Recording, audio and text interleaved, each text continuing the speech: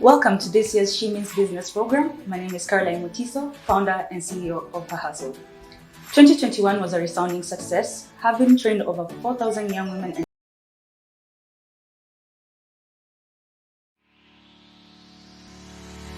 Welcome to this year's She Means Business program. My name is Caroline Mutiso, founder and CEO of HerHustle. 2021 was a resounding success, having trained over 4,000 young women entrepreneurs on our She Means Business program. This year, HerHustle has partnered with Meta, Strathmore University, and IBIS Africa to bring you the 2022 She Means Business program, where we're looking to train over 7,500 young women entrepreneurs. I myself, I am extremely excited and proud to be associated with the She Means Business program, and hope all of you who will be joining us as the registrants every Thursday and Friday between 2 p.m. and 4 p.m. will be able to pick at least one or two things that you can use to help your business grow. We're also extremely excited to announce that every Saturday we will be having our business resilience sessions with renowned business speakers. I hope that everyone who has registered is looking forward to learning a thing or two to help their businesses in growing and establishing an online presence. And we hope the She Means Business program continues to impact young women entrepreneurs and other people like yourselves. I hope we all have a great time. Thank you.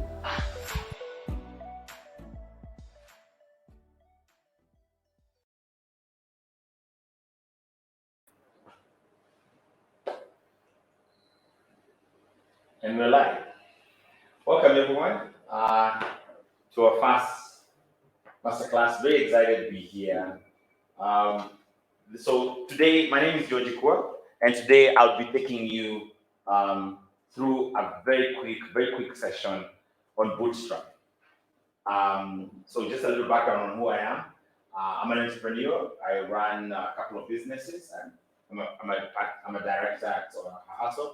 But other than that, I'm a founder of Peter's Library and also run an organization called Verify.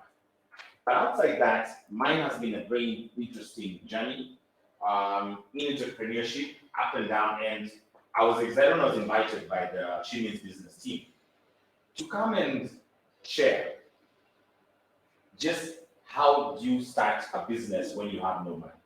And for me, this I think is something so critical because being in tech space, there's a lot of people who think that this whole thing is about fundraising. And you're seeing a lot of what is making the headlines is X has raised so much money, X has raised so much money. And we start to think that's how businesses run. But what I have learned over 20 years in business is money is just one little corner of it. You need to get the product right, you need to get the market right, then you get the financial or the pricing model right. Then money is just the engine that runs. It's like having fuel and no car. And you can't have fuel and start designing your car. And that's literally what's going on in the market. But on the flip side of it, right now we have a lot of students who are running their own Instagram shops, their own Facebook shops, their own businesses on WhatsApp. And we're really grateful to our partners, Meta, who are the people who make those platforms, because they are the ones who set up She Means Business and HerHustle partners. And for me, if I was a student or had just graduated, how do I start a business? And how do I run it to scale? Not to scale, even just to self-sustain, to feed me and my family. And I have no capital. So that's what we're going to do. That's why today's topic is 10 to 10K. So it's 10 steps to 10K. And what is 10K? So I believe that if a business can get to a revenue of $10,000, which is about $1 million in shillings, if you can get there on annual, on monthly recurring, you have a business.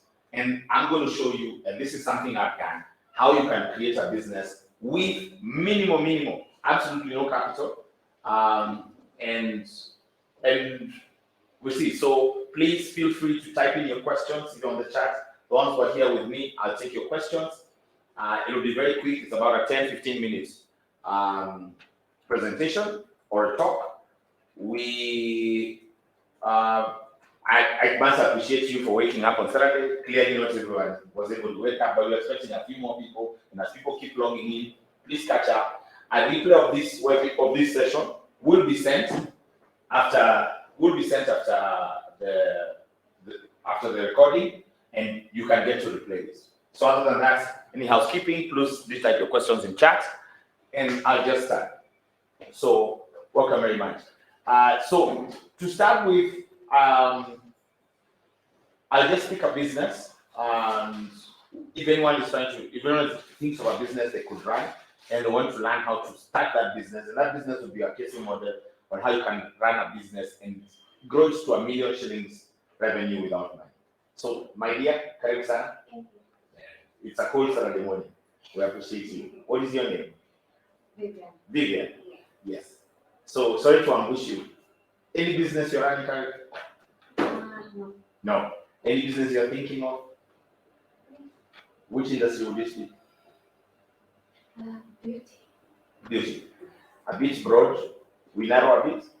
Skincare. Skincare. Yeah. All right. Skincare would be of those. Yeah. It's a dry skin, oily skin, all that. Yeah.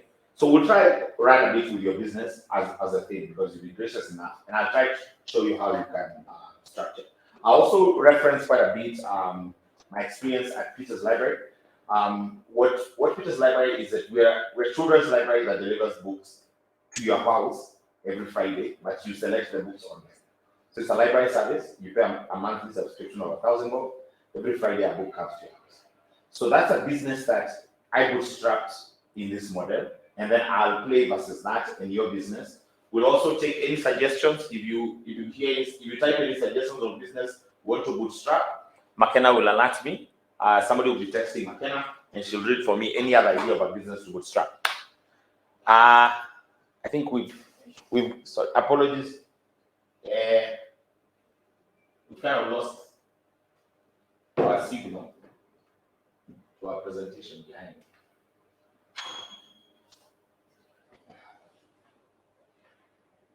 Oops. No. All right. And this one. Technical. So as you're starting your business, one of the things, technical things all go wrong all the time. Yeah. Okay. I think it's a keyboard. Right. Thank you. So the first step to bootstrapping, and bootstrapping is basically how you start a business with no money. The first step when you're going to start a business is act like you have money. That's the rule number one. You got to act like you have money. And that's why we say act like you made it. And how do you act like you have money? One, brand like we keep saying you have to brand like you're one of the big boys. When somebody looks at your website or your Instagram page or your Facebook page, they need to feel there's professionalism. Just because you are small doesn't mean if you're doing the skincare, now your skincare, you're taking darkly lit photos. It looks, go and look at what the global experience is. If you're running a business online, you think local, you act global, right? So if I'm trying to, which is the largest skincare company? A brand that you'd like to follow? Yes. Clinic, yes. So you go to Clinic website, see what they're doing. You go to their Instagram page, see what they're doing. When you're there, then now you start to get an idea. Those are the standards. So when you act like you're one of them, if somebody comes to your page, they don't need to know you're a startup. They can see the quality, the finesse. Even, and you're a small branch somewhere in the back of Africa. No one is coming to ask you, why did you really, I'm not saying copy word for word, but if you copy the theme, the idea, this is how you grow. So some of the things, get on canva.com. Canva.com is free. Design your logo. And you don't even need to design your logo. They have logos. Pick one, download, design your, I see people with Facebook pages without a banner. Put your Facebook page a banner, put your LinkedIn page a banner, put your Instagram page a banner, create your first poster. You don't even know how to create, but Canva has these templates for you. Pick a theme, dive with it, start with that. It does not have to be perfect. One day you'll have money to hire a designer. But right now, it's how do we look like we have money when we don't have. So make sure you are accessible on all platforms. Setting up is free. And you can YouTube how to do this thing. So you get on you make sure you get on Facebook, and even all the other media platforms, like Google My Business, get on TikTok, get on LinkedIn, get everywhere. Make sure you are there. You can be searched, you can be found. Create your sales platform. What you really need to start a business, if you're doing skincare, is one poster. Let me tell you, one poster. So, for example, if you decide you're selling skincare for oily skin, I mean, people with oily skin are they're really always in the shop. Dry skin, not so much, but oily skin is quite an issue. So if I'm there, I'm going to go pick my product or pick something that shows the effect of oily skin, photograph it. People say, but I don't have a camera. Borrow you have a friend who has an expensive iPhone. Say, Leo, please, let me just use your phone, you take a photo, I give you back. Or even I bring my product next to you, take the photo. It is about, and this is the thing about bootstrapping. Bootstrapping is not about lack of resources. Everyone is very clear what I don't have, but people are not clear about where I could get what I don't have. So we say it's not about resources, it's about resourcefulness. If you don't have a camera, borrow one for a day. Don't say I don't have money to rent one. I don't know why we always quickly rush to the commercial model. The other things that you need to do, register a domain. Registering a domain should be, Emmanuel, registering a domain, you tell how much? 1,500, right? Guys, I'm saying that is not 1,500. 1,500, seriously. Yeah, register. Which means now, globally, they can find you just for 1,500 shillings. And that comes with free email and free host. I mean, this thing's out there. Even people will give you domains for less and free hosting for the first year. Remember, you just need to make through the first year. Get a one-page website. Okay? Yeah? Get a one-page website. If you get a one-page website, it's basically your logo, your contacts. People say, I don't have money to do a full website. Get a simple thing. Put your logo, that picture we have talked about, whatever banner you created on Canva. Down here, your contacts. How do they reach you? Which is basically the setup. You need to register. Raising a business is how much, Emmanuel? 1350? 950 shillings. Yes, 950 shillings. How much is a SIM card? 50 bob. So for 2,000 bob, you have a fully registered business with an official line. Buy another SIM card. All of you have double SIM cards. I don't know about it. Just get an official line. And that line is what you put WhatsApp business on. Put WhatsApp business on it and share your LinkedIn pages. A till number is free. A till number is free. So if we are going to call, what are we going to call your business? Give me a name. 20 Kenya. Yeah, we'll be soon. Okay. 20 Wairimu. Okay, so 20 Wairimu. So what's your page name? Your middle name? Really? Yeah. No way. You're kidding. Oh my God. That was luck. You see, so go and register it today. I mean, I guess that. I'm right. So, 20 Wairimu. So let me explain about till number. When I want to pay you and you're a startup, people say Mkoa. That's what people ask you. Mkoa, but if I go to your website, I can see. When I send you money to your personal phone, you look very untrustworthy. You can put off the phone. But when I send money to a till number and it replies, you've sent money to Fetty, the trust levels are very different. Because you're trying to create an impression like you're one of the big guys. So you're receiving money exactly the same way Naivas receives. And then you open a bank account. To open a bank account is 1,000. So we have 1,000, we have 1,000, we have now 3,000 more. We have a business that receives money, is available online, is all set up, and at 3,000 more. The only other thing now, and then emails, things like, and then invoice professionally. Yes, you have a question. Shivan Joki is asking, what is a social media banner? Oh, the image at the top. You see on any page, whether it's LinkedIn, Facebook, whatever, the banner at the top. Most people leave it different or put a picture of their cat. That doesn't do it.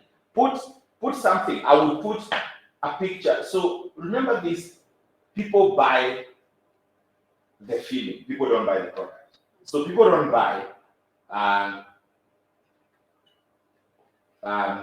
what do you call it? This is oil. What do you call it?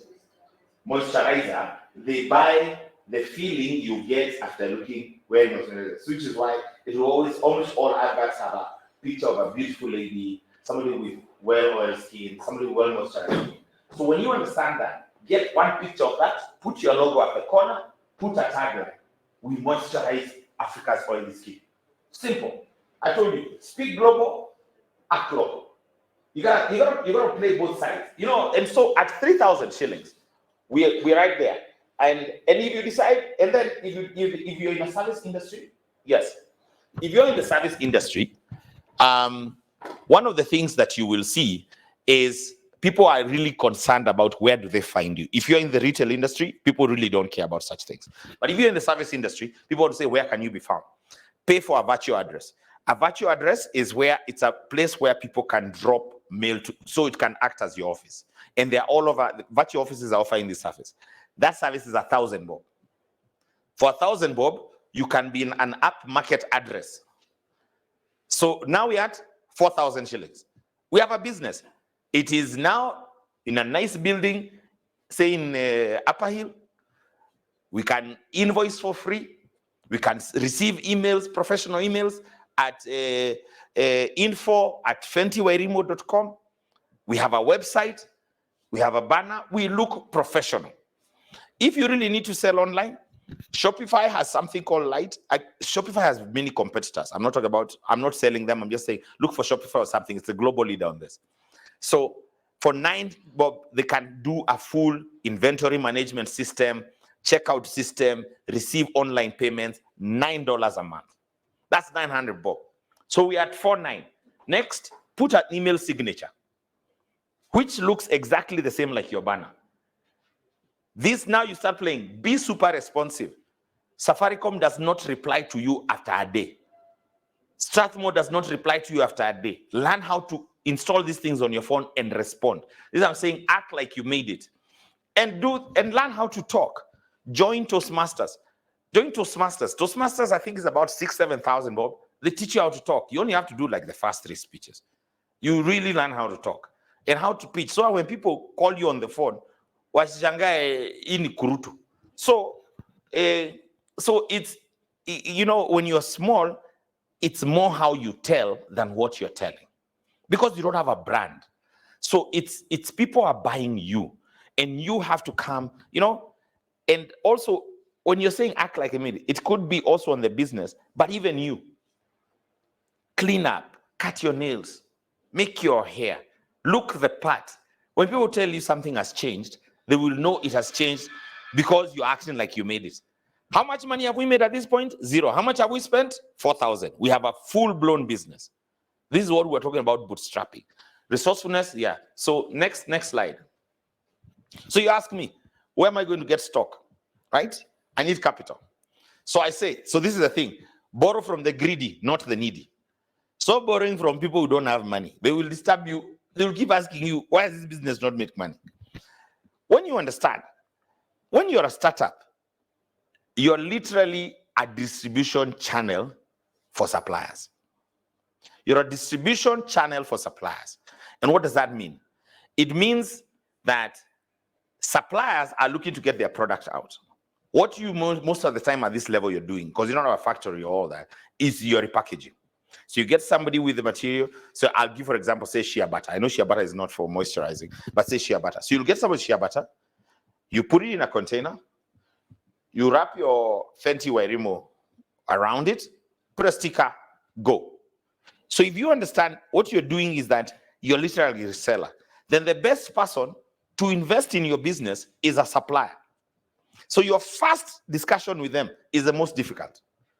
Only once. You say, and you ask for minimal, you say, give me 1 piece. So then they say, who are you? You send them to where? Your website, your Facebook page, blah, blah, blah. They say, look, I'm a person, I'm starting. If you can give me 5 grams, 500 grams, 5 liters, whatever, I will give you. That is now, if not, that is when now you borrow. But you're borrowing, if you consider, I believe, say, one portion would be 200 bob. So now, we have, if you are picking 5 pieces, don't get into the trap of trying to get 100 pieces. Startups, like to think like they suffer the same problems supermarkets suffer. You think you're a global chain. You have no stock. You're not stocking out. If you are lucky, you'll sell day one. You know, you have to take 5 pieces, finish 5 pieces, go back to the supplier. Very important. Like I said here, start small, pay promptly, and let me tell you, they could finance your inventory forever. Because naturally, people like to delay with payments.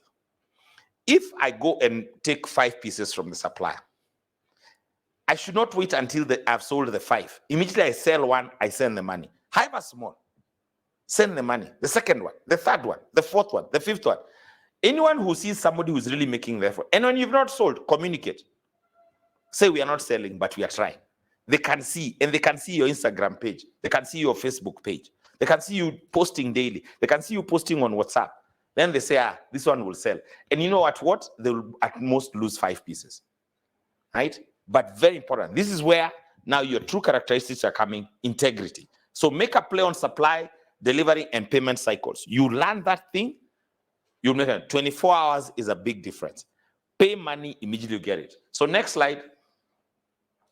This is really, really the crux of it. Let's meet at the till. Karibu sana. Let's meet at the till. So let me explain what this let me say at till. Most people, so if I look at the business what we are proposing, most people don't really understand pricing. So this is the thing about pricing. So the way you need to price is most people, how do you price? Hi, how are you? What's your name? My name is Ashuka. Sorry, I'm late. Not worry, not worry. What's your business, or what the business are you planning to create? Well, I have an online store. Yes. Called the Fairy Girl on Instagram. Yes. It's currently a bit dormant. Yes. Sorry. It can pick from there. Okay, thank you. It's currently dormant. Yes. Because I had other things going on in life. I was in school. All right. I was trying to finish that, Yes. and then I also do a bit of agribusiness on the side. Yes. Not to worry. Good. An entrepreneur at heart. I love it. And I like that you have multiple things going on. So the first business, the one that's dormant, what were you doing? I was selling shoes. Shoes. Yes. What kind of shoes? Boots. Boots. Yes. Like for ladies? Yes. Ankle, knee-high. Knee-high, ankle high. Very nice. Very nice. You should activate. So I mean, I'll just pick your business. So we're talking about pricing. So if you understand, so let's just run the numbers. This is very important. Listen to this about pricing, because pricing is the crux of bootstrapping. How much do you buy a boot? So at the time. Yes, at the time you used to, yeah. When I used them for maybe 500. 500, right? How much do you sell? 1,500. 1,500, 2,000. What's the reasoning? Why 1,500? Why 2,000? Because the quality is really good. Okay. The hustle, so to say, Yes. of getting them and waking up early and going to Kikomba Yes. and sourcing for them, getting them polished Yes. and all of that. And then also, I think my target market could afford it. Okay.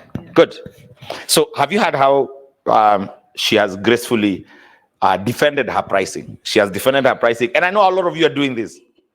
Nilifanyia kazi. Hii kitu ni kazi mingi bana. You know, I went, I got the things, I polished the boots, I cleaned them. And in fact, and people have money. I mean, people are buying shoes for 6,000. Why are they refusing to buy mine for 2,000?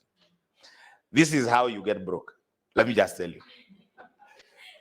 Pricing is not an emotional aspect. Pricing is literally a mathematical concept. I'm not saying you're wrong. I guess this is why we're here, right? This is why, to have this conversation. So when you understand this, so you know your base price, right? Start counting the money that boot touches in between when you buy it to the time it is in somebody's house. You have to count that money. So what you do? So let's walk the journey. So show you how we price. We bought it at 500. How is it getting to you? Okay, so we put some money there. We have to go put some money to go get it. So put 100 bob, or you can send a rider. Okay, yeah. So let's put 100 bob. So now we have 600. When it gets to you, what do you do to it?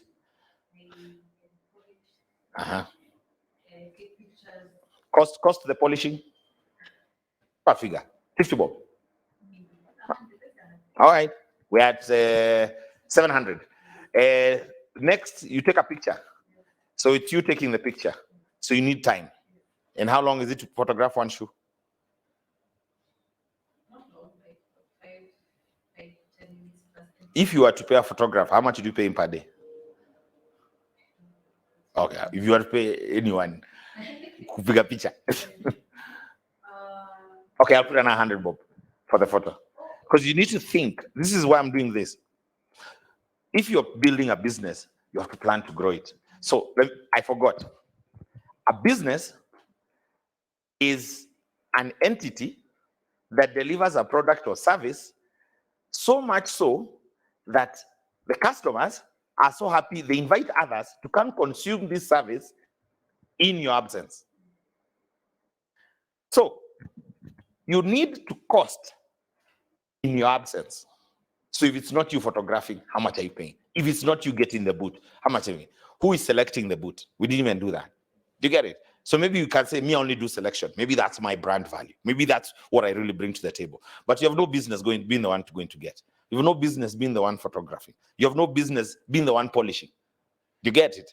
Like, you outsource what you can do. I mean, it's almost like you're outsourcing what can be done by somebody else. But there are things that define the quality, which is basically, I'm picking already to your selection.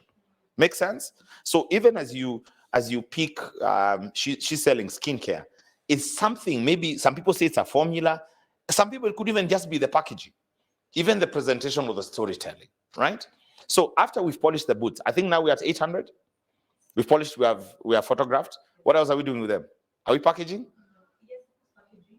Uh-huh. There's a cost of the rider. So first we package. Let's package. What are you packaging? It's basic packaging. I'm not really so just meeting a normal bag. But I've Shame. one color. Shame on you. Shame on you. You're selling Stingo and then you're like, let me tell you.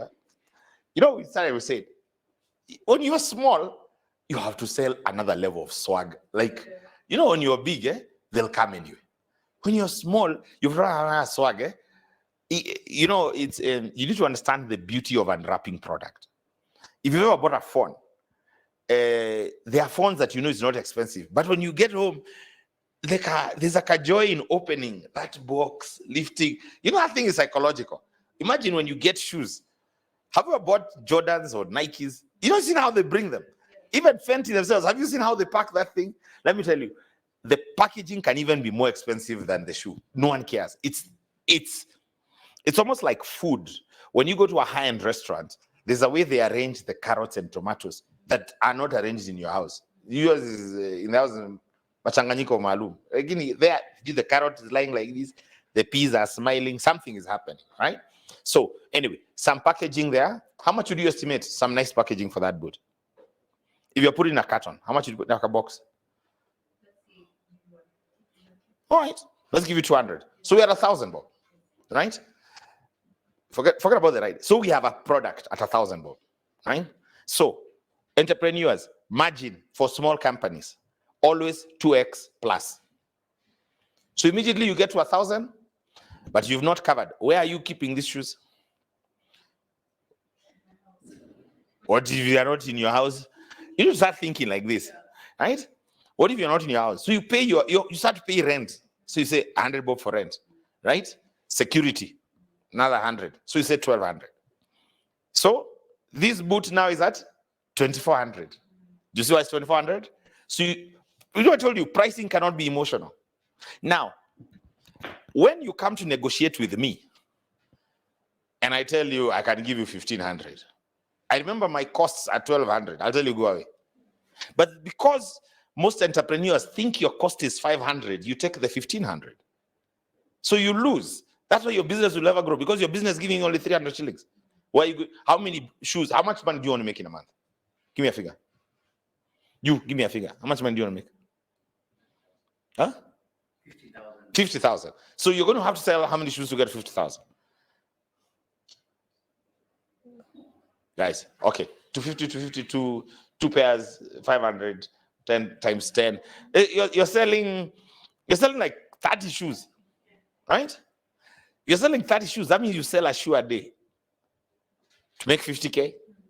And I'm here telling you how to make $1 million a month. Do you see where all problems start? Pricing. You gotta figure pricing. You gotta cost everything. Cost your obvious and inobvious cost. When you cost everything, then, because customers don't refuse to buy from you because of price. Get that. No one has ever gone into Java and said, your eggs are expensive. Eggs are 30 bob. Are they not? You buy an egg in Java at 300 bob. Has anyone seen on Java saying, me, I'll not buy eggs? It's presentation, value addition, value presentation, right? So at the till, let's meet at the till means this. There's a guy polishing. There's a guy packaging the boot. There's a guy picking the boot from where it's the supplier. All these guys. When you say let's meet at the till, you need that money is removed immediately. Do not turn any of them into overhead. You get it? So if I have 5 shoes and you photograph for me for 100 shillings, I pay you 500 shillings. Where entrepreneurs go wrong is that at the beginning it looks like a good deal. And then later you start saying, now I'm selling 1,000 shoes. I'm actually paying him 100,000. Hell no. With wako ndio nakumaliza. Do you get? You start being greedy to the only people you meet at the till. Learn to meet people at the till. If we agree, whether my business is small, whether my business is big. If you are doing fashion business, you pay a fundi to make a dress, and you're paying him 200 a dress. Whether you start selling 1,000 pieces, stop telling him, oh, fundis usually earn only 30,000. No. Grow with your partners. Get whoever does your branding. Who is doing your branding? Who is doing your packaging? You tell them, look, me, I'm assuring you, when I sell, I pay you instantly. And if you do that model, right, so they start to see you as a revenue source, not a data. They're the ones who will be saying, we have not done packaging yet. We have not polished yet. We have not done these things, right? Remember, the aim of business is to do it in your absence, right? So if you're the one polishing, you're in trouble. If you're the one packaging, you're in trouble, right? Next, which brings us to every day's payday. The beauty of being a solopreneur or a young entrepreneur is that there's no board, there's nothing. You pay yourself daily. Let me tell you, this thing of a business needs to go, there's a theory told in business school that a business needs to go to 2 years before you can pay yourself. I pay myself day one because we are meeting at the till. So at the till, you say, okay, now this 1,000 bob that we have been left that's extra, we're going to give the business back 200. We're going to give taxes 100, right? I'm going to invest in expansion another 100. 600 ni yangu. So you learn to see boots like 600 shillings. Meanwhile, they're 24. So everywhere you're walking, you just hear on your till number, ching ching kiatu, I have 600. That's your money, right? So it's almost like if you understand accounting properly, you can start to, it's dividend on the sale, right? Because you don't have overheads and you're running this thing on bootstrapping. You don't have huge rents, you don't have what? Guys, as long as you're paying your suppliers, you're paying your taxes, you're investing a little bit into the business as a buffer, why are you not paying yourself, right? So I hear people who've been running business for 6 months and saying, yeah, this is how entrepreneurship, you get discouraged. You get very discouraged because you're working, business is hard. You're working so hard, you look poorer than when you started. Your mother is there telling you, you get a job. You enroll in another course in Strathmore. There you're going. Easy, you're not going far.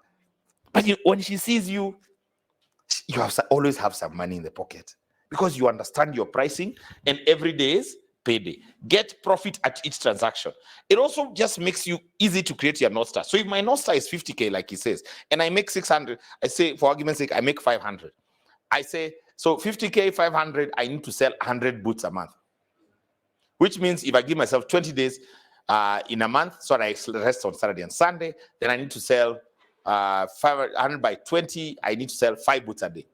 So when I'm marketing, if I'm not selling 5 boots a day, then I'm not doing business. Think like that. Yes. Cynthia Mkunda is asking, is this approach also viable when it comes to social enterprise? So she's asking, is this approach viable when we are doing social enterprising? I don't get what social enterprise means. Maybe you can chat her. The thing is this: follow the money. Where the money is coming from, make sure it comes split, right? There's an idea that you get money, you put it in a pool, and then you remove all your expenses, and then what is left down there is what you eat. No. Everything is transactional. Something is coming in a certain speed, right? When it's coming in, that is where you should split it. Ikiingia pale, you know where it is going. And have the discipline. If you put money aside for taxes, if you put aside money for rent, don't go and touch that thing. Touch only your 600, right? So it also helps you not start. Next. Good. This is very important.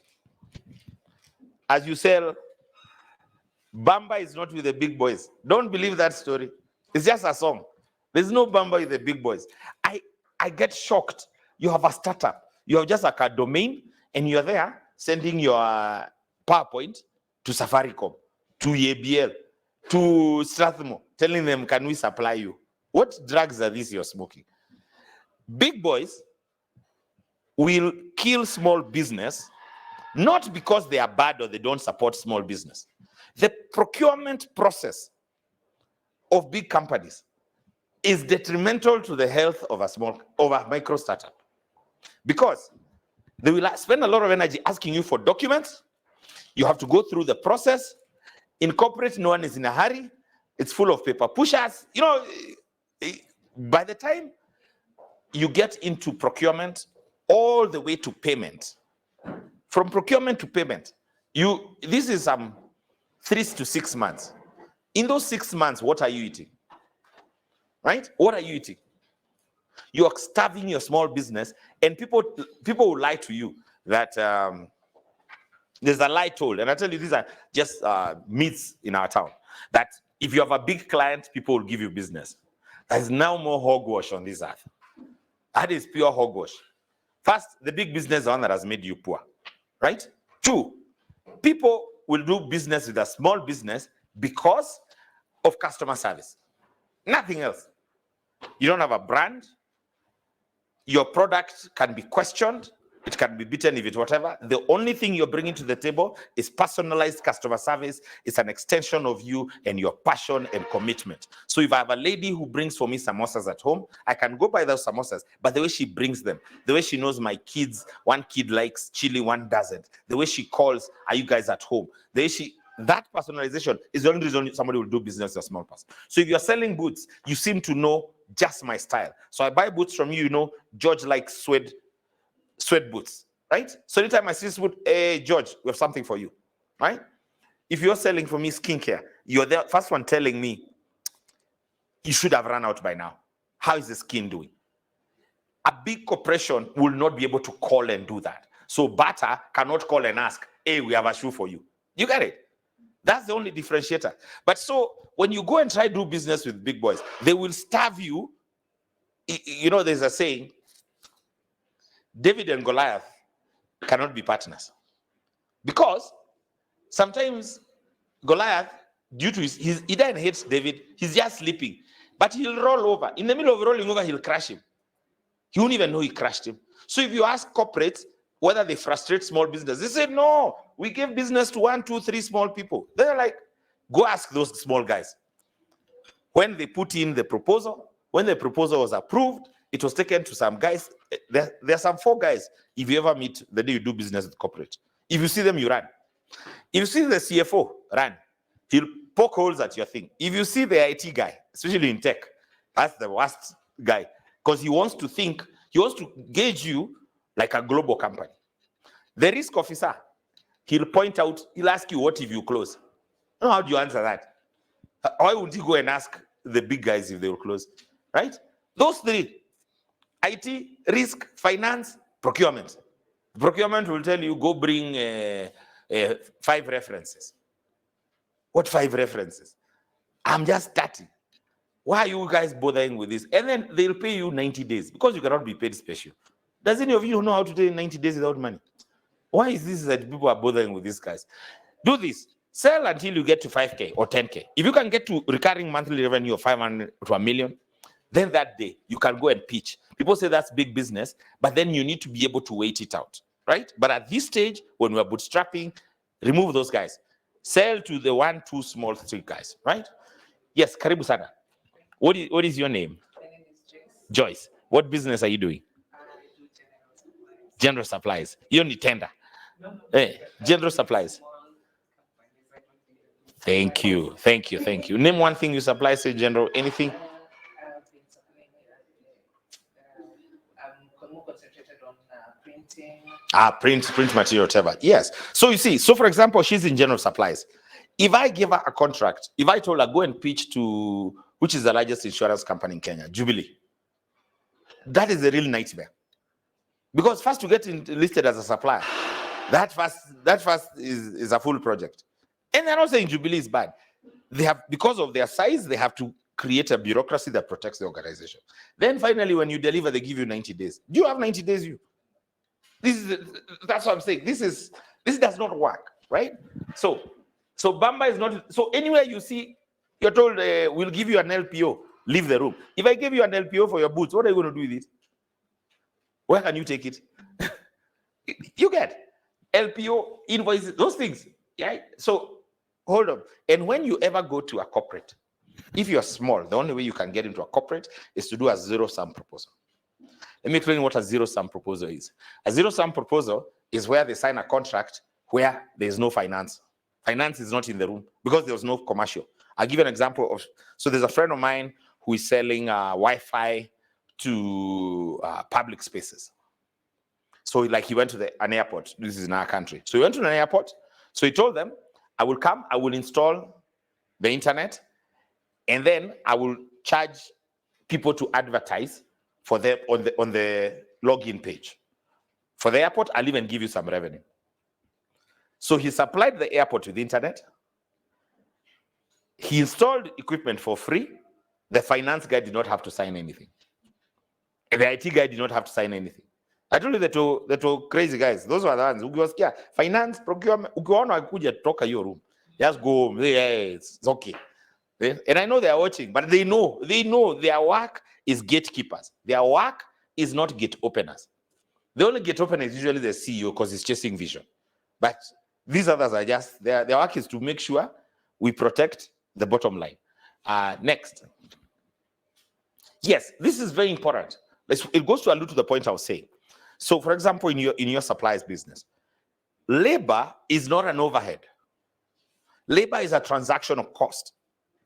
You need to get that in that if you're bootstrapping, I told you we split the money.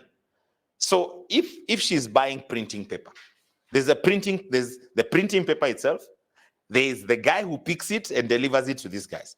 That guy who picks it, if you put him on a salary, you're in trouble. There's an accountant who is doing that, whatever. If you put him on a salary, you're in trouble.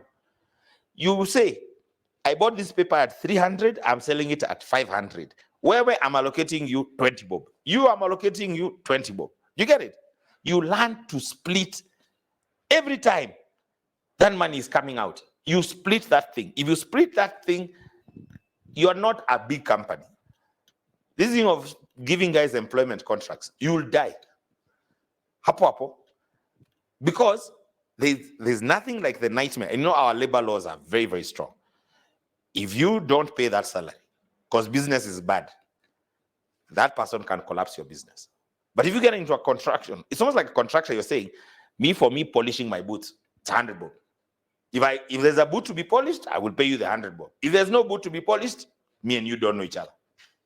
Then it's you to push the revenue, right? So it allows you to run away from the monster called payroll, because payroll is what is killing SMEs. Payroll, rent, those things, run away from them, right? Next, number 7. Yes, family, friends, and fools make a terrible customer base. They are the worst. They're called chocha.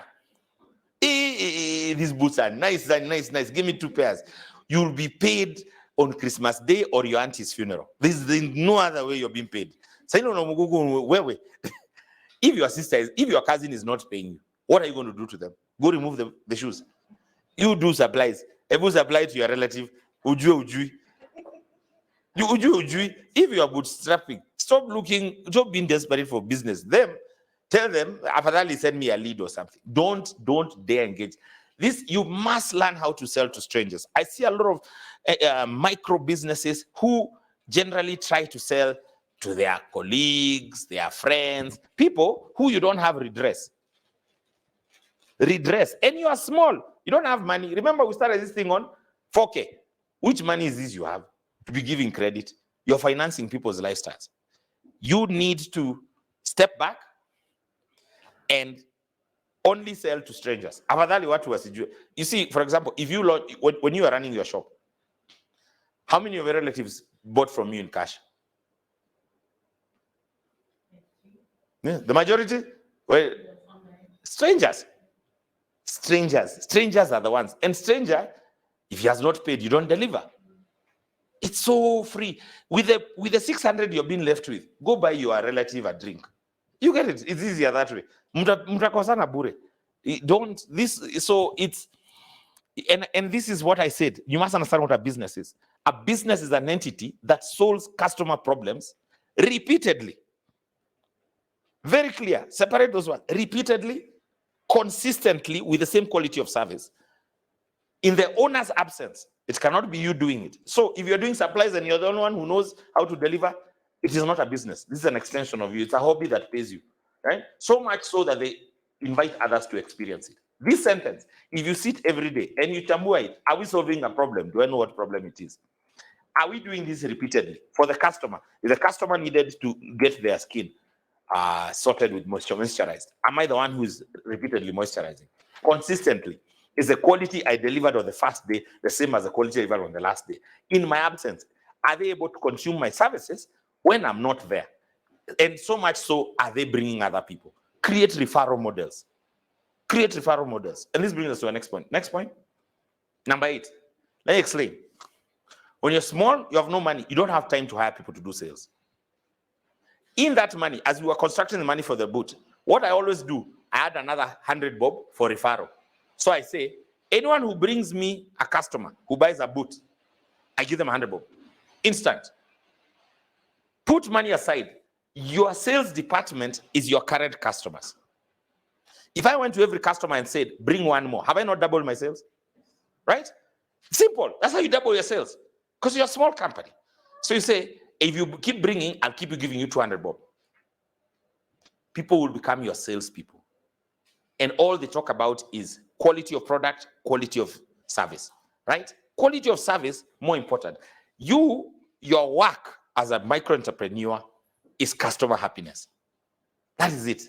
Sometimes learn to take a loss. You know, when we are micro, one of the challenges of buying on some of these online portals is the guy on their side is giving you attitude like you're doing them a favor. Have you experienced this?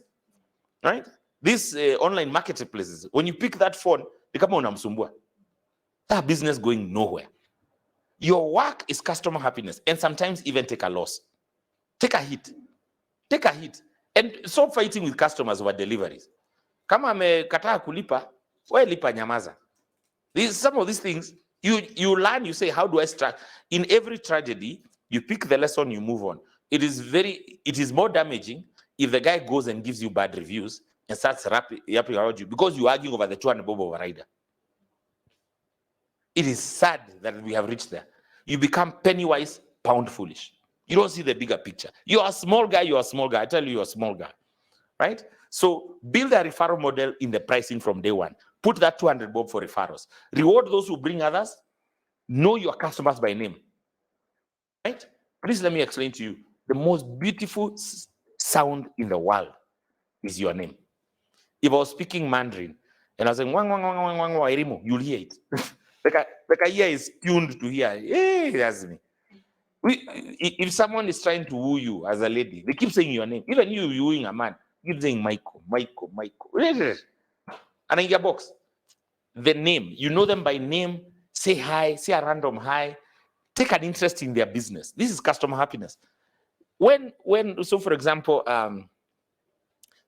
the best gift you can give a customer is a referral. So for example, if you're delivering for me paper as general supplies, and you know we are an IT company, it is you to come and say, hi, there's a guy I had who wants a website, here's his contact. That guy will never buy paper from anyone else, ever, whether or not they get to do that website. You get the thinking? The way you secure your customer happiness is for them to feel you really, really care about them. You're this deeply involved in them. And this is all about tricks of bootstrapping. So right now, I've missed, I don't have a sales department. I'm not having salespeople. I don't have, and then if you're getting referrals, don't go asking for kickbacks. You need to understand the value of a name. You need to be the guy they say, they go to the supermarket, they find the printing paper. They tell, no, we have a lady. We have a lady. And that comes from trust. But now, if I refer business to you and I'm the one always harassing you, na kachai. If you don't do kachai, don't do business. Hook. Stand over there on that street and hook. That one. But if you want to do serious business, if you want to get to the $1 million bob a month, I'm trying to tell you, these are all tricks. How much is our cost right now? We're still at 4,000, right? We don't have salespeople. We have referral. We have a full sales team. We have a pricing model. We have everything, right? Next slide. This is very important. We say your wishes are granted. And I'll share this presentation. There are so many grants available for micro businesses. So many. There's a lot of money floating around for young women. There's a lot of money floating around for impact. There's a lot of money floating around for climate. There's a lot of and you keep hearing, you've seen all these things, but you always say, maybe I'm too small. Let me teach you. Because you registered the business with that 4,000 in the beginning, and you go and register on these things called AgPo, all those things, those government portals. Make sure you're in those things. It costs you nothing to register. Register on those things, apply, and learn to apply. Don't apply like people apply for 250,000. Yani, your sales in a month are $500. If they send you $250,000, you'll go mad. You lose your mind.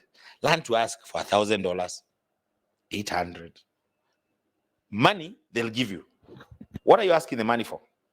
You're not asking money so that you go exist. If, for example, if I look at her business, she's selling boots, and I say, we want to improve our sales by repackaging. So you go and buy packaging. Remember, packaging was 200 bob. Have I not increased my profit? If yours, it was about, I want to do instant day delivery. So we want to engage partners who will do delivery faster. So remember, you back to the price. So what we had done for those ladies who just joined us, we had taken the price and we had split it. What is the cost of material? What is the cost of delivery? What is the cost of packaging? What is whatever? So when you're looking for funding, look to plug into these things. If there's a cost of marketing, take that thing, throw it in there. That's what they fund. And then, since you have online presence, post your success from the funding. They will refund, they will fund you and fund you and fund you. I am telling you, subscribe. I don't have the email address, but I'll ask somebody to share to the group as some lists of websites you can apply for these funds. If you even just go and say, I need marketing support, I need product support. Also, if you show that you're creating employment, there's a lot of money there. So you're creating employment when you're getting somebody to package your oils for you. You're creating employment, you're getting somebody to deliver. You're creating employment. So, hi, how are you? What's your name? Anne. What business are you thinking or are you doing? Charity-based foundation. That's interesting. I'll come back to you, right? And you, my dear? Yes. You're selling sunglasses. You're not wearing some. You have some there? Show me one. I need to show the people. You might get a customer over here. We know we have to push. Martin, just pass for me that one. And you? Yeah? Your name is? Ayak. Yes. Clothing line for tall people. Yes, I saw you have the air up there. Fantastic. You see, fantastic. So you see, so What's the handle of the page? Happy Shades. Fantastic. It's a very happy theme. So look at this, everyone who is watching. Happy Shades. Very innovative. Very cool. We'll talk about packaging. We'll get you on packaging, yeah. Mister, you'll take a photo there. So when you look, when you understand, so somebody will say, but why would somebody fund a clothing line? Why would somebody fund Happy Shades? That's why you're looking at it wrong. So if you say, I am looking to employ, what do I say? Disenfranchised people to help me make the clothes. Right? I'm looking to get women's groups to do the packaging for me. Or I'm looking to give out these glasses to children. You know, it's how you twist it. Do you get it? When you're applying for grants, don't go applying for your profit. Go applying for the cost. But then you look for the impact of the cost. There's money there, right? I'll come back to you. So explain about your charity foundation. What's the, where's the business? How does it do and how do you make money? Currently through just friends coming in and family. Yes.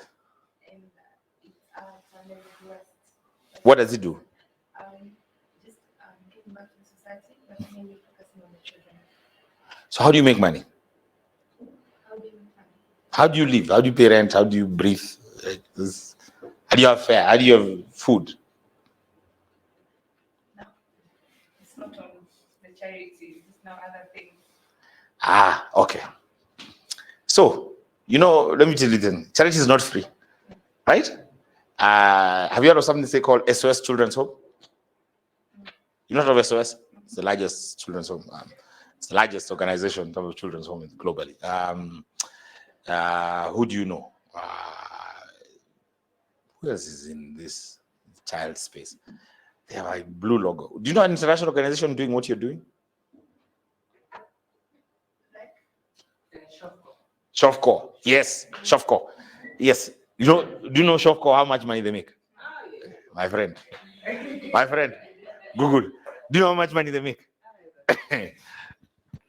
A lot of money. Doing what you're doing. Listen to me. What is the most expensive thing you own? Which is common to all. Time. Every day, you're one day closer to dying. Do you know that? So every day you're reducing. Whatever it is, there's no day you are adding your time on earth. Every day you are. So anything you give time is extremely expensive. Do you get it? It's extremely, extremely expensive. So don't get into the idea that I'm going to do this for free. I'm telling you, is the UN for free? Have you seen a poor UN guy? Do you understand? Are they doing charity work? What is this idea that people do charity work should not be paid? Umeona kasisi yamekonda? Look, there's nothing like that. There's always a model around anywhere where money is moving. Just understand that. In fact, money only likes where there's other money. Money doesn't like where there's money, likes its cousins. So if money is sitting there and there's no money, it runs away. So which is why when you are broke, any money you get leaves you. When you have money, people give you money. You see that? Money just likes its cousins. So it's very important, and I'll sidebar with you after this talk. You need to monetize what you're giving your most precious asset to. Unfortunately, when you're young, there's an illusion that you have like 60, 70, 80 years. Time just flies. Do you remember just the other day you were in class 8? It was just the other day. Look at you now. Time flies, man. So we'll talk about monetization. Hi, how are you? Thank you for joining us. What's your name? Purity. What do you sell or what do you want to sell? No. Oh. What business do you do or what are you planning to do? Social? Serial means you have many businesses behind you. You're my kind of girl. Failure is the only way, right? So look at this. This is free money. And don't ask for money to start your business.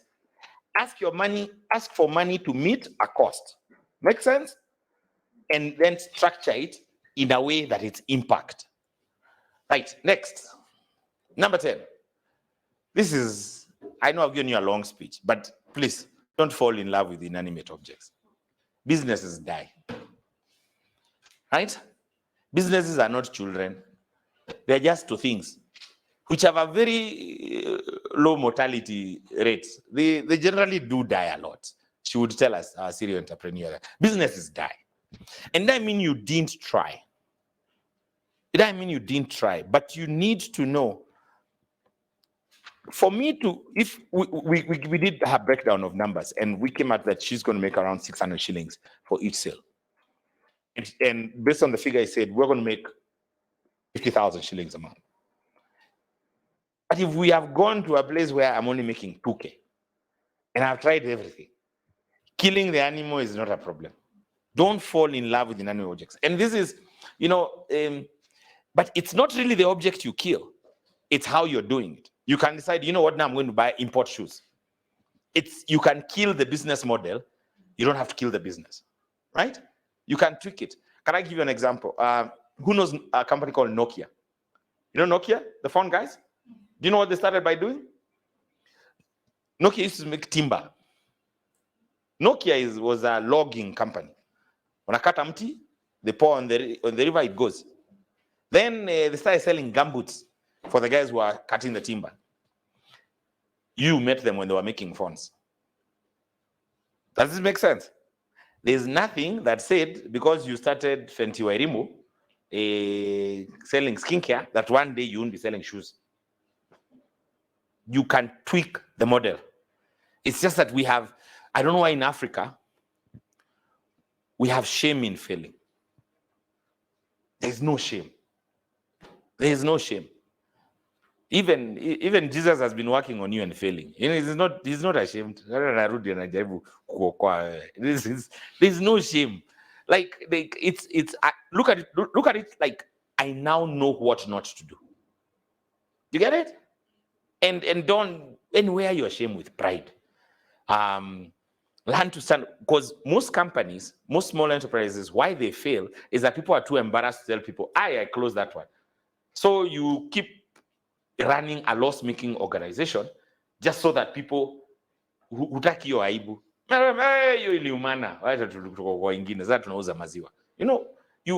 You have to understand this is an inanimate object. This is nothing to fall in love with. This is nothing that defines you. You are you and your values without your business, right? And so if you're bootstrapping, so don't get caught up in what you think should be. So for example, a lot of people, she's starting the business for skincare.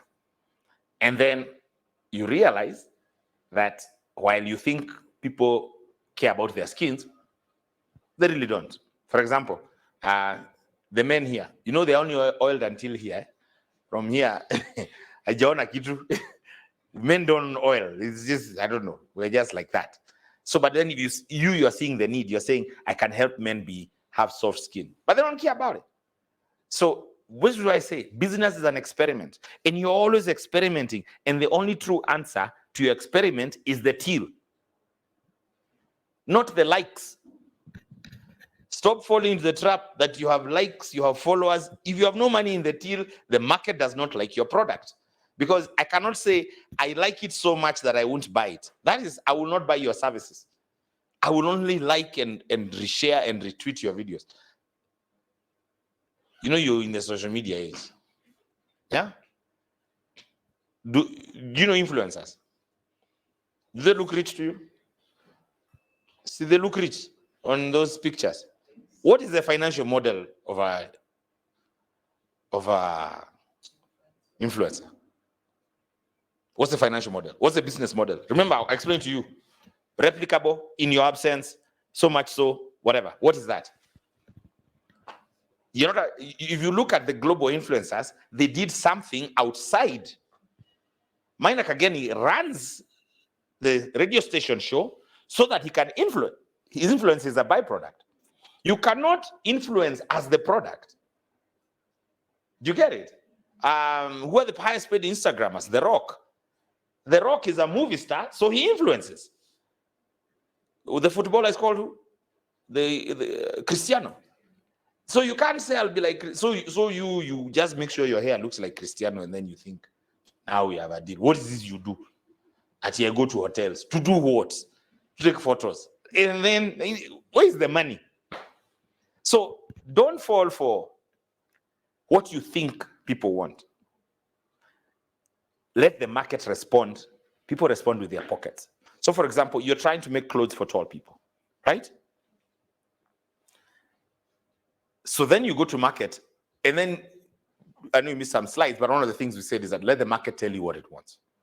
So just look for 4 tall people, say, what can I get you? You'll see a thread, right? So don't go and say, me, I think they want jackets. So you go buy 10 jackets, then you go look for tall people who want jackets. That is where we are all going wrong. Ask people, and people, unfortunately, social media age will send you likes, will send you nice comments.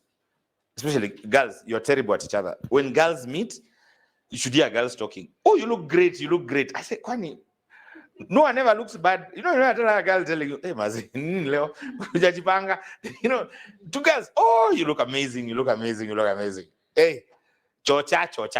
Business, we don't chocha. You listen to the market. Yes, they are liking my thing. Are they paying? Here's my till number. Has anyone stranger bought? When a stranger buys from you, because they have no allegiance to you, now that's how you validate. So you validate. So when you say it's not working, you tweak. And if you're tweaking, then you're not staying somewhere stuck. So you're not falling in love with what you created. We have a thing about falling in love with something we made. And that's very dangerous. What business teaches you is how to do business. And if you're really good at business, it will teach you something even more powerful, how to deal with human beings. And that power, you can use it anywhere. So validate, switch, whether it's pricing, revenue model, target market, or service delivery. Finally, a bonus one. We had one bonus next. So this is very important. Everyone agrees how to get married. No one agrees how to get divorced. This is the truth in business, in relationships. Everyone knows how to be in love. No one knows how to say it's over in a good way. So should your madness enter your head and you decide to take a partner, the first discussion you have to have, tunaachana aje?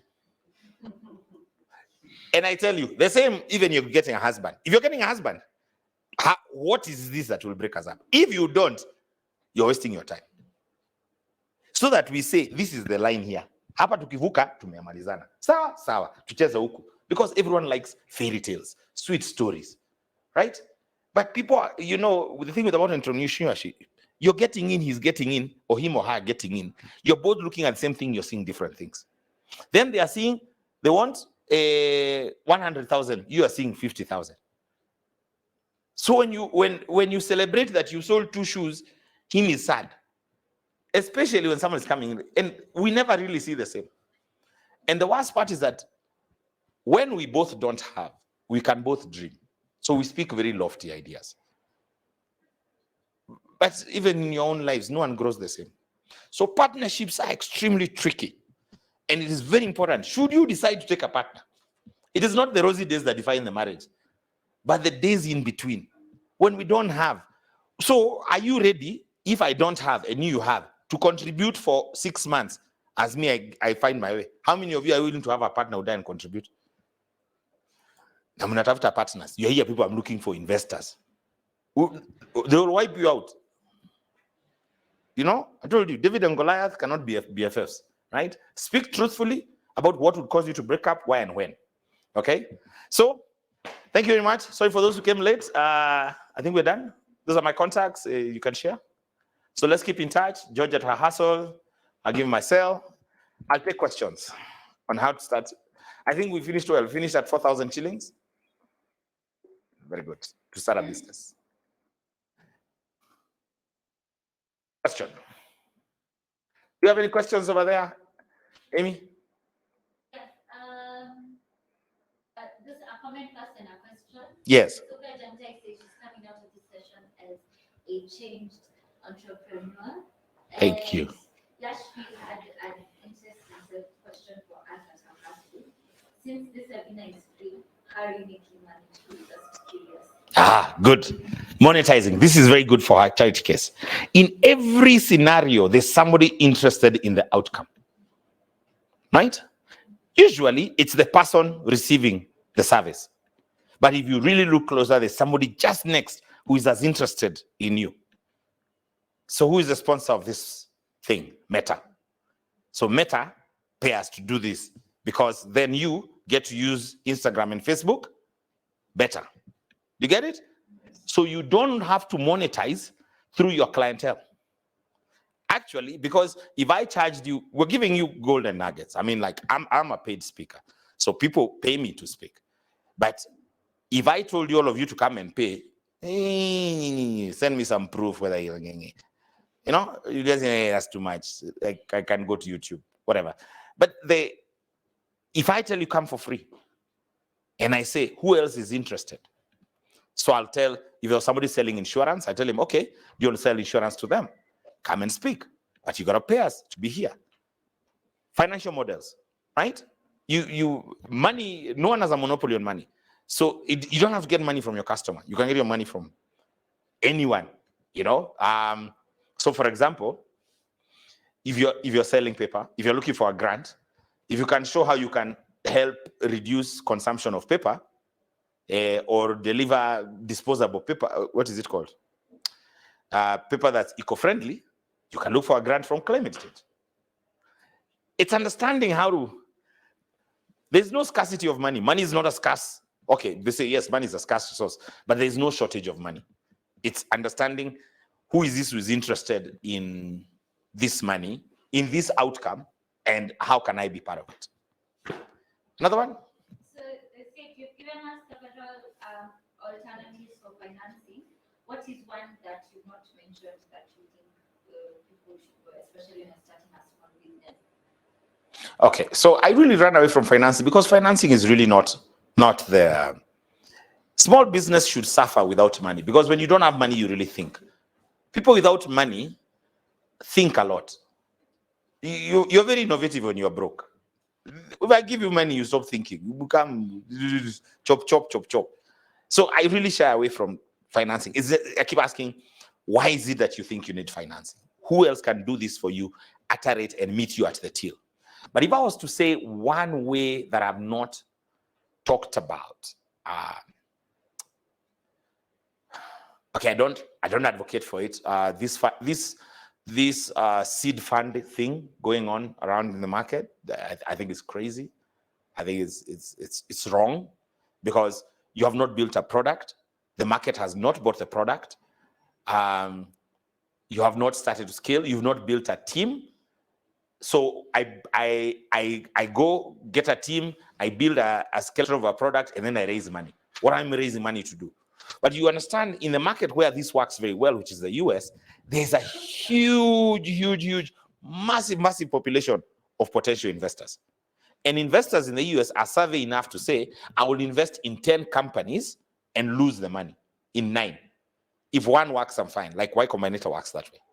So most of the guys will come say, I have 50,000 to invest.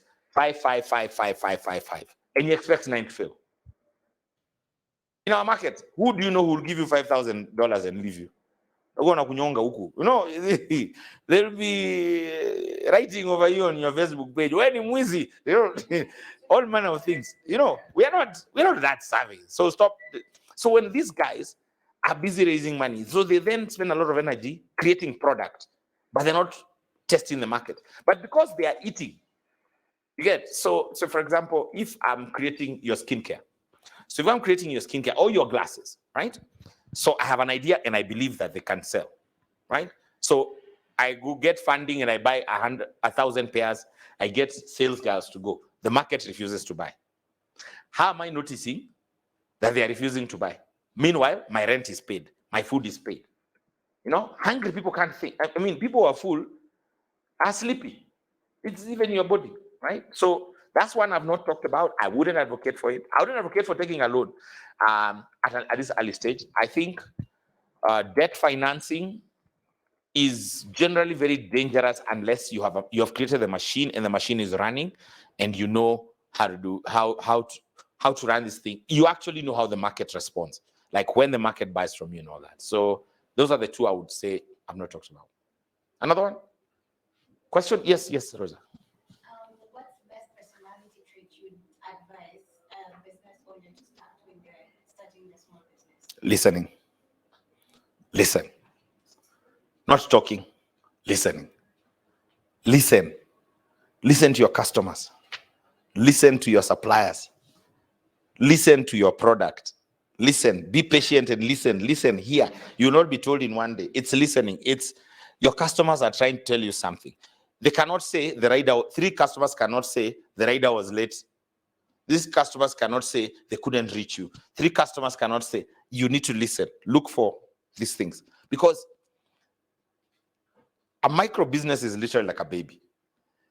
The chances of dying, I told you, mortality is very high in the early stages when a baby is born. You really have to shelter it. And you have to listen to the baby. You know, are they wheezing? Are they crying? What's the story? Right? So have a very receptive personality trait. It is not aggression. It is more, people think it's aggression. People think it's, maybe next is resilience. But as I said, if you structure it in a way you pay yourself every day, resilience is not that much. Any other question?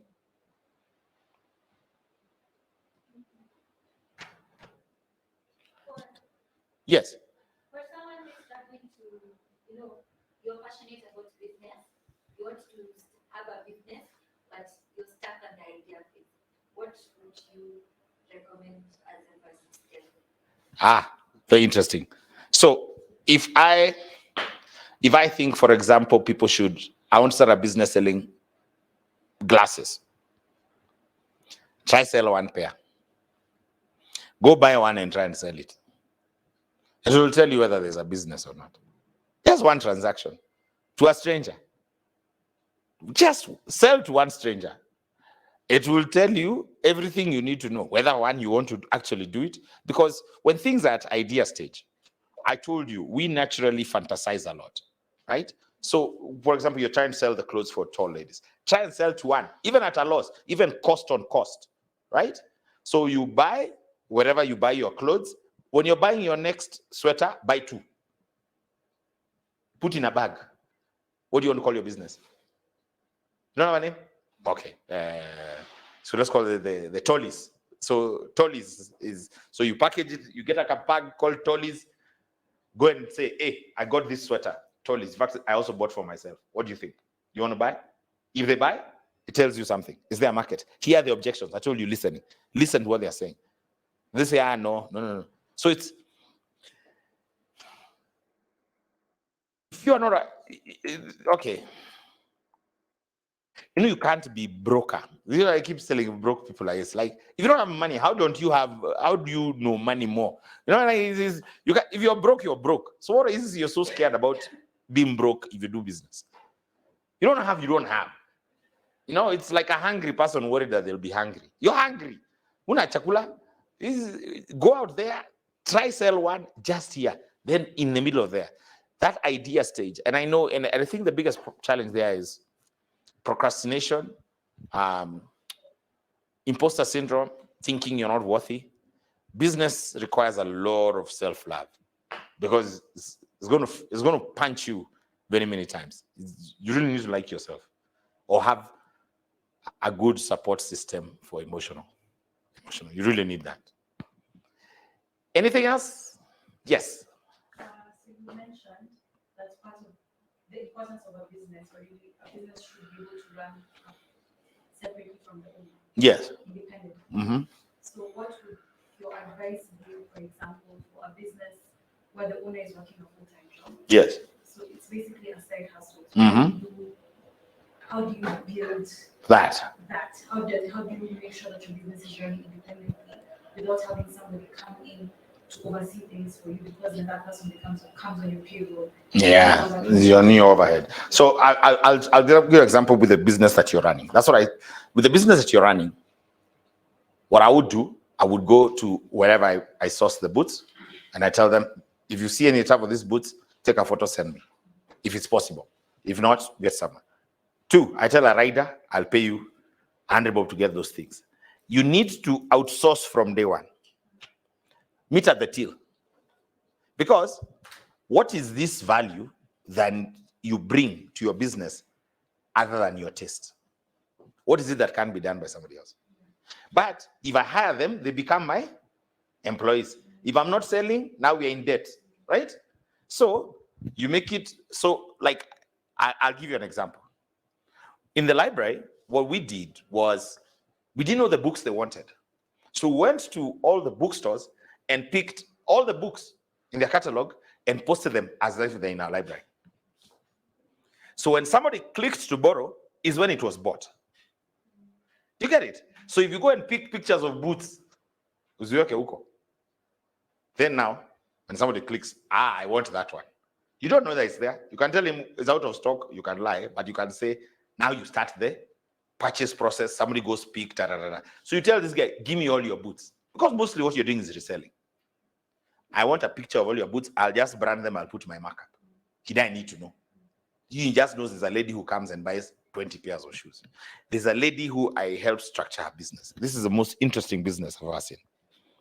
She goes to toy market every Tuesday, picks 100 pieces. She likes the bandage, the what, nice dresses. Picks a certain size, 8, 10, 12, that way. Goes, irons, wears, photographs herself from here. That's all she does the whole of Wednesday. Thursday, post those things. It's called the 1,000 Bob Shop. They sell out by the afternoon, making 100K a week. She's employed. Do you see it? So now what has reached is that they have realized she didn't have time to come on that Tuesday. So now they know the pieces. So she told them, pick for me 100 pieces. The ones I don't sell, we agree I return. They say fine. So her on Wednesday night after work, modeling. Then immediately she finishes, they are taken to these stalls in town for delivery. Thursday, pesa ni mtu tu kwa M-Pesa. Ukipata order and dispatch. A business that is running 400,000 shillings a month.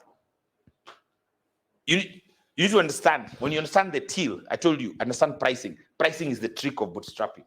You learn to outsource each line item. That way you have no employee. The day you have an employee, that's the day your business. Because first of all, they won't. So the thing is this. So they are, there are businesses that don't have phone lines. So what you really need to do is, for example, get somebody to respond to your WhatsApp or Facebook pages. Or, so you tell them, I'll pay you per request. Do you get it? So they're not your employee.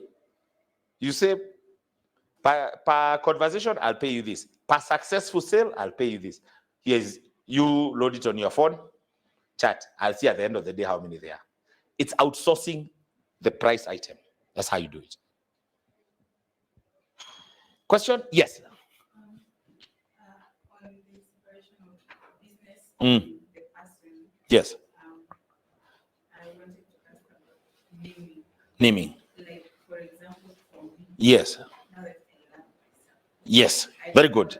Jipende. Hakuna mtu anakuja kupenda wewe. Ni wewe na Mungu. So my business name is Yes. Yes. Oh, okay. It's Aumas. You'll hold it. Yes. Fine. Okay. It's Aumas. Aumas. So I have Aumas Unforgetter, that is travels and tours. I have Aumas Creations, that is beadwork and household items. And then I have now my CSR, Aumas Social Impact Project. Yes. So for the CSR, Yes. so I actually launched it yesterday. Keep And going. yeah, so some people were saying that if it's a CSR, I shouldn't call it my name. I should separate my name from the project. But I want to challenge the status Yes, quo, yes. because how comes whites can name their Yes, business exactly. after their names, but when you come to Africa, or let's say Kenya, you can't call your name Wanjiru or Auma or Yes, she's asking about naming. So she runs a series of businesses. They are called, each of them starts with her name, Auma. And so it's the naming thing. This is not really separation. This is nothing to do with separation. Welcome. Yes, this is about separation. Now, no, this is not about separation, it's about naming. Let me tell you something about naming. Your name needs. So I told you about falling in love with inanimate objects called businesses. You love your businesses, so they'll struggle to detach from you. That's the challenge, right? But on the upside, while they are young, you will take a lot of pride in them and nurture them. To get it? And just because that's the name doesn't mean that's the name of the product. Right? So, for example, Auma Travel Services could have a product called the Weekend Blast. You get it? So don't. And then let me tell you. You read the story of Abunuas? Huh? No Abunuas? Yeah? They told him, panda donkey, carry the wife, come down. That is business. Everyone has an opinion. So you tell them to start their own social foundation and name it what they want to call it. Everyone has an opinion. Don't worry about opinions. Everyone has one. You know, don't let these things. Business is hard enough without the comments of others. And the thing is this: the fact that they're commenting means they know. And I'll tell you something for free. No one hates on a loser. Have you ever gone to town and start insulting a chokora? You only insult the one who looks like they're going somewhere. So ukisikia watu wananungunika, it means you're doing something right. Pambana hapo na hiyo hali, right? So you don't worry. Some of these things are semantics, but be very careful you don't fall too much in love with your business, because business is closed. My friend, business is closed. Nakumat closed. Resolution has closed. Business closed. It's just businesses do close. Do you know? Let me ask you. Name a 50-year-old company in Kenya. Indigenous company. 40? 30? Are you getting the drift? Chandrana? Yes, that's Chandrana Industries. It's more. I don't think it's 70. I think it's more an 80s, 90s kind of business. I think it came after Moi. Bata is not a Kenyan company. Yeah, it's global. When you start to look, you have one. Jubilee is the Aga Khan. ICA is a parastatal, was a parastatal. Yeah, it's government. When you realize you don't even know a 10-year-old business, you start to understand these two babies we are here sitting talking about are going to die. Don't fall in love too much. They don't last too long. You make your money, you jump. Business is naturally very hard. To build a company to grow to the levels of the big ones that you're seeing takes a lot of collaboration, effort, and that's what you do after you bootstrap. When you get to your 1 million a month, then you decide, I don't want to do big. Then now you have to go raise money, raise capital. But if you want to do self-sustenance, by all means do it, right? Pay your rent, feed your family. Moms and pops, most businesses die with the owner. That's the truth. Question? Yes. Yes. All right. How do I separate myself, like since I'm a solo entrepreneur, how do I separate myself from burnout, from the business? And then the second one, how do I turn my inquiry into sales? Okay. All right. So, very good question on burnout. There's a book I want you to go and read. You guys go and read. It's called E-Myth. E-Myth. E-Myth. Something to do with small businesses. There's a story sold about a lady who was making pies, and she used to work in an office, and she used to make them at home in the evening and take them to the office. And then she said, and everyone would buy, they loved the pies. She sold so much in the office, she was making as much as her salary. Everyone told her start. So she went downstairs in the building, opened an office. She opened an office. Remember, she used to bake them in the evening. So what does she do now? She bakes them, guys come from the office, they come, they eat the pies. The neighboring office is now coming. Business was booming. But what? So she decided this business is too much. She had somebody to serve the customers and run the till as she bakes.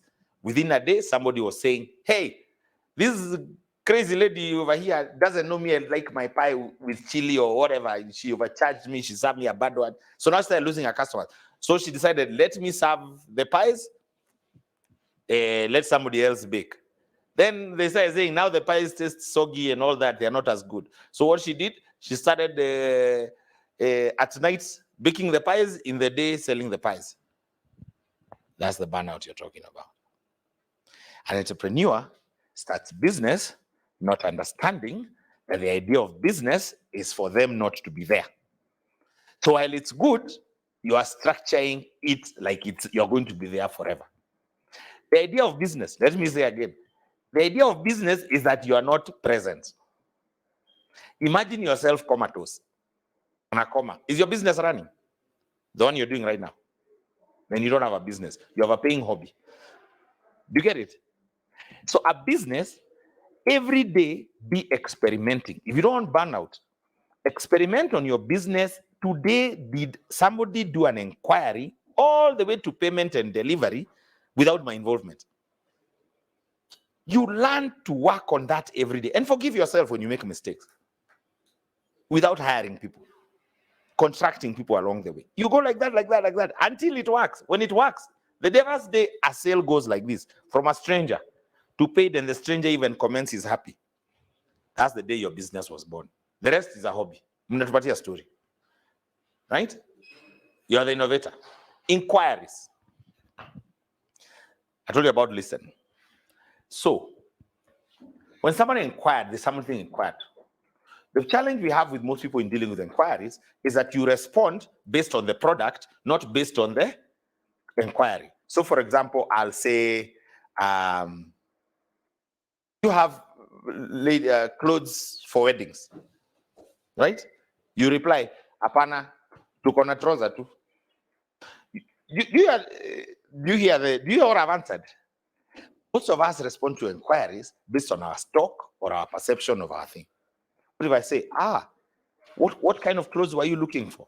No, I have a wedding, I'm a tall lady, I'm not getting my clothes. Okay. We may not have, but I can look. Were you looking to look glamorous? Empathy. You convert inquiries into sales through empathy and interest and curiosity. Why is it that they're inquiring about this? If you take an empathetic tone and interest in the person, you say, hey, but I even checked out your profile. There's one you are wearing some white. Would you want something like that? There's a time I had one. Do you mind if I check? Are you seeing this relation? People buy from people they like. Wacha kusema hapana, zimeisha. What? Most of you say out of stock, not available. Kwani you've honored your Carrefour. You're big, you can chase away customers. You need to be there, loving them, understanding them in there. Right? Have I understood your questions? Good. How are we doing on time? We're good. Very good. Yes. I think we are running out of questions. Yes.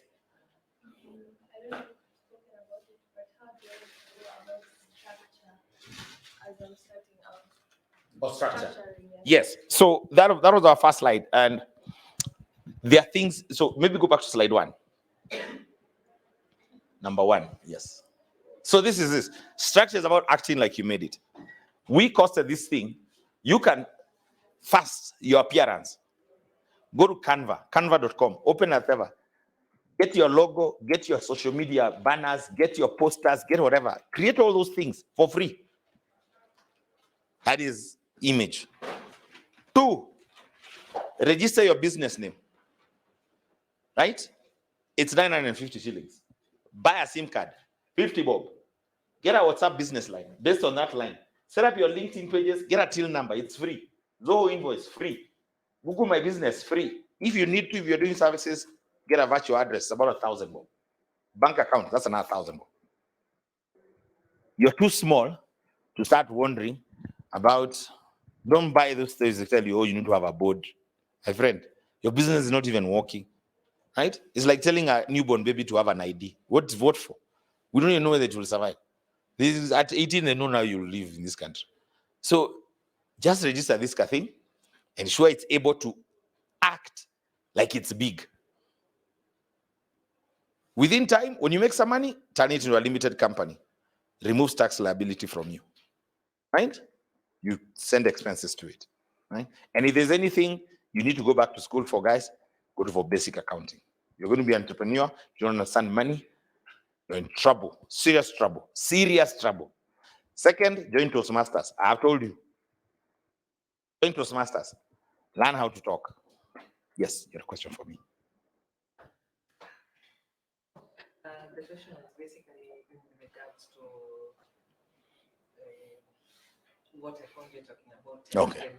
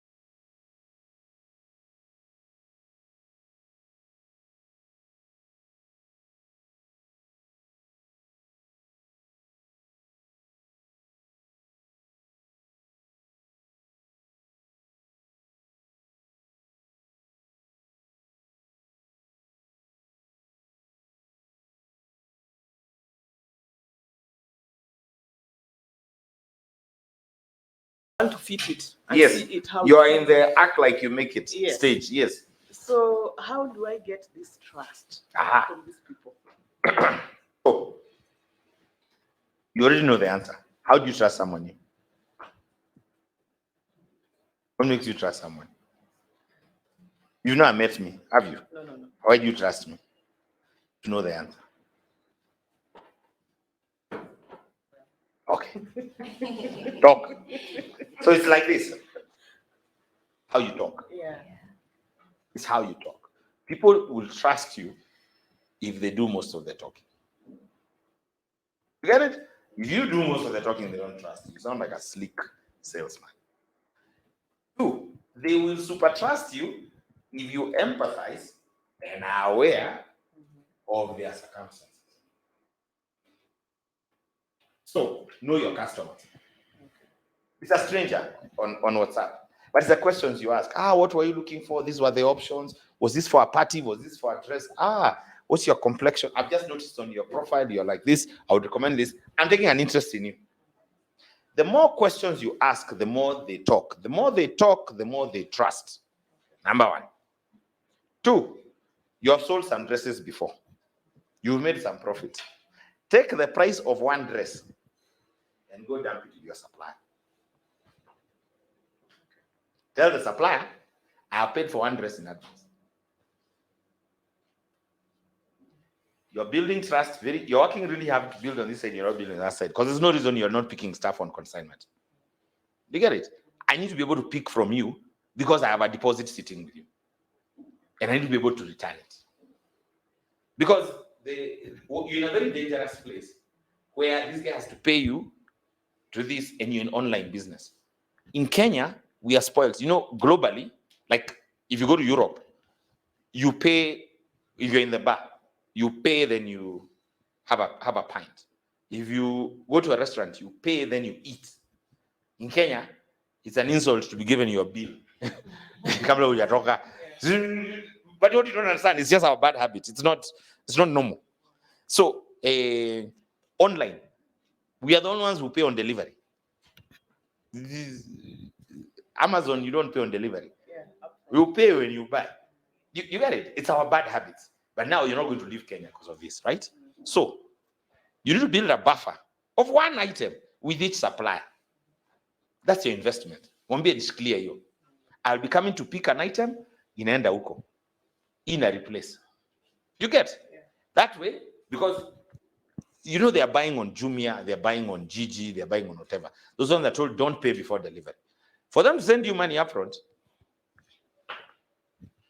why? Why would I? So one, connect. Two, be able to pick an item. So the only investment you need right now, pesa ya moja kwa kila supplier. Nguo moja tu, si 10, moja tu. Then trust comes. I'm concerned. Then these are guys even one time just says, atachukua mbili. But pay. Immediately you get this return the money.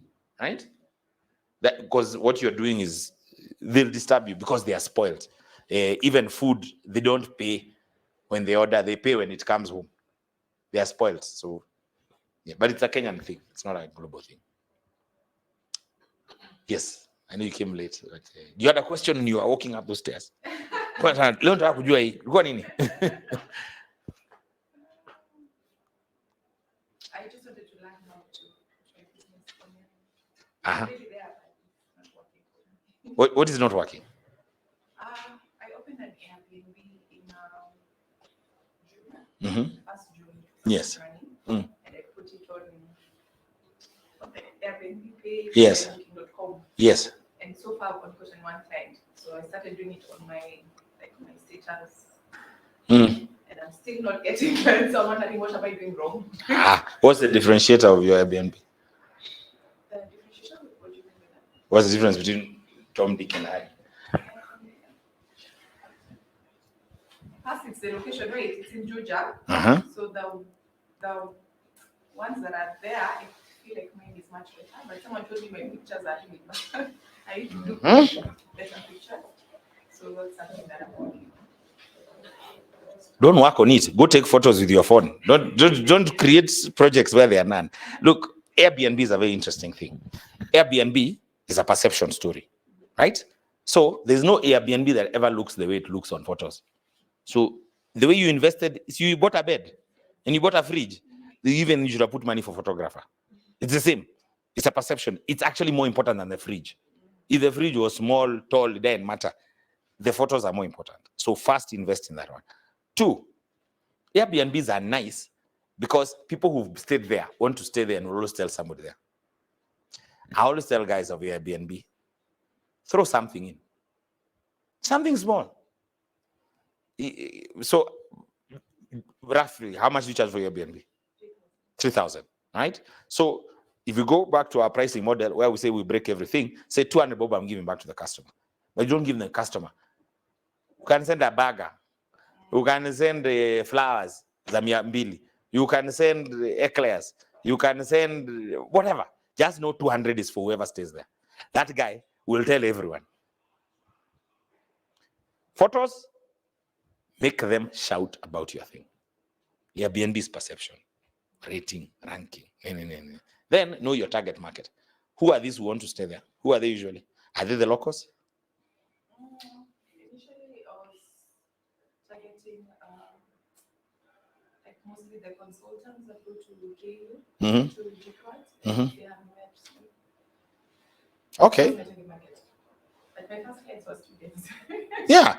So you see, we had a lesson about think what you think and what it is. Yeah. So if it's students, what do students want? Do you have Wi-Fi? Right? Do you have Netflix? Like a Netflix. Yeah, think like a student. Sit with a student. Netflix, to Vitu, what? Music, key speaker. You know what to do. You're counting your investment. But you've bought a car, you've not bought number plate. So you are just here stressed, you can't drive it. Finish. You're almost there. Think like a student. You will see it. And then you're advertising in the wrong place. What are you doing on booking.com? Go tell a student, walk in letea iko nakupatia 200. You sell to those who are going to buy. You don't sell to those who you think should buy. Right? And who tells you who is going to buy? The one who has bought. So, yes, Alma.